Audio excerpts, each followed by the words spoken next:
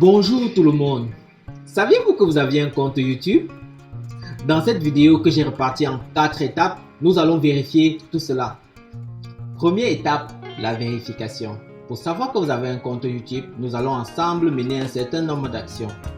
Première chose, vérifiez que cette vidéo est ouverte dans l'application YouTube, soit sur votre téléphone, soit sur votre navigateur à travers Firefox, Google Chrome ou autre. Rassurez-vous que vous voyez le bouton s'abonner en dessous de la vidéo. S'il est grisé, c'est que vous êtes déjà abonné à ma chaîne.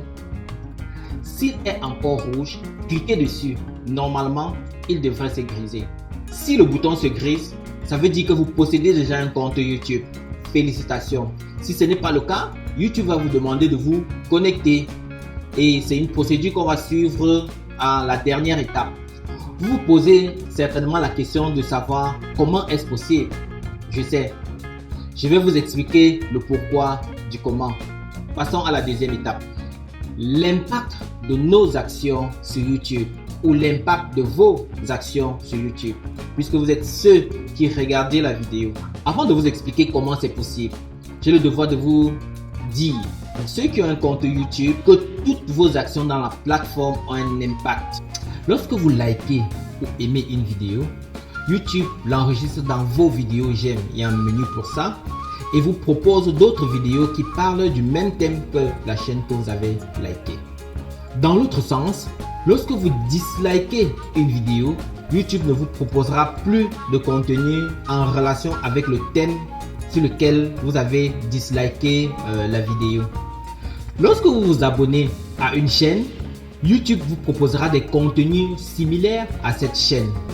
Et si vous cliquez sur la cloche de notification, à chaque fois que cette chaîne sortira une nouvelle vidéo, vous serez prévenu grâce à une notification sur la cloche au niveau de l'application et parfois par mail. Les répercussions que je viens de lister ne concernent que le compte de l'utilisateur qui est en train de regarder la vidéo. Il y a aussi des répercussions sur la vidéo que vous regardez et sur la chaîne qui la propose. Donc faites attention car YouTube peut aller jusqu'à bloquer ou bannir votre compte si vous y propagez de la haine en commentaire par exemple. Sachez que vous pouvez aussi proposer des vidéos sur votre compte YouTube. Et si vous voulez savoir comment, dites-le moi en commentaire. Trop parler, la vraie question c'est à quel moment ai-je créé mon compte YouTube? Aujourd'hui, pour moi, le moment le plus probable c'est lorsque vous configuriez votre téléphone Android.